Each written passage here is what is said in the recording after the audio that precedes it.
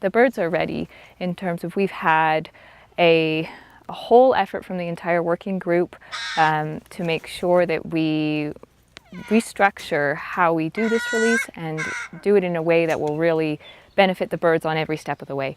So we kind of took a real step back and figured out a new release site and behavioral training and making sure that we had enough information about every single individual bird to say that they're ready to go. You just fed the next 6 birds targeted to be released perhaps in the next 24 hours or so. What were your impressions? I think seeing them today really shows what effort has gone in the past 6, 8, 9 months, and prior to that, the many years leading up to this momentous day.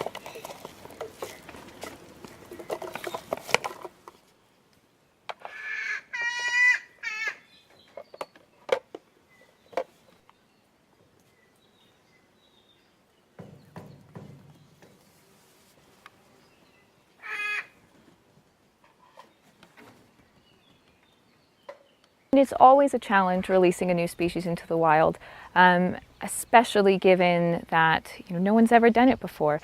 Although Alala were released back in the wild in the 1990s, at that time there were still birds in the wild. And so this presents a whole new set of challenges, the fact that we are reintroducing a species that has no other conspecifics out there. There's no other birds for them to look to know how to behave in their new environment. But with that challenge comes a world of opportunity. So, conservation science in general, you have to take some sort of risk. You have to step into the unknown. And reintroduction biology is the clearest definition of that you can imagine, because we are doing this really, every time we do it, it's for the first time for that group of birds. That doesn't mean that there isn't science involved.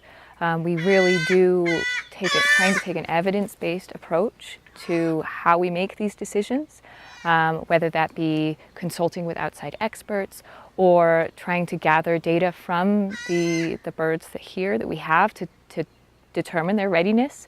That's one of the strengths we try and bring from the zoo is the science to help make sure that we can structure these decisions in a way that minimize risk.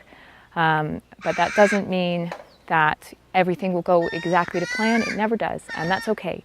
As long as we are in a position to be able to figure out what we need to do differently next time and how we can build and learn each time it happens.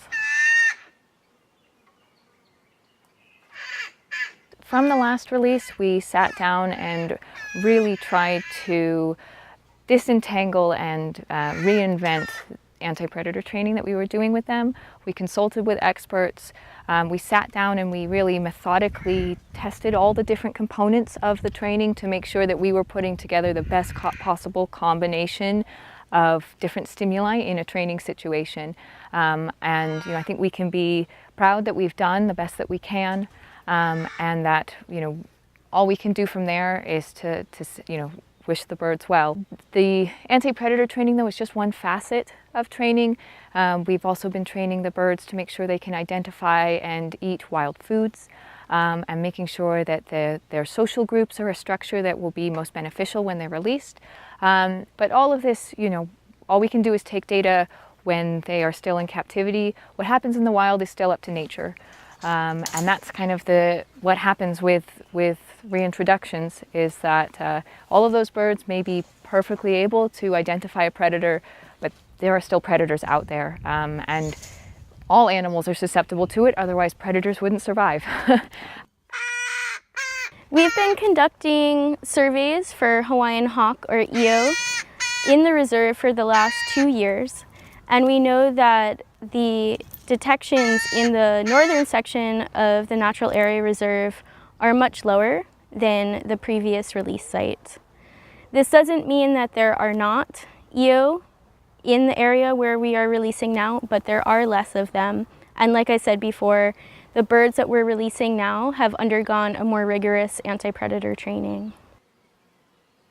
The monitoring crew will be tracking the birds using VHF telemetry, and they will be recording daily observations on the birds, looking at what they're foraging on in the wild, as well as tracking all of their movements across the landscape.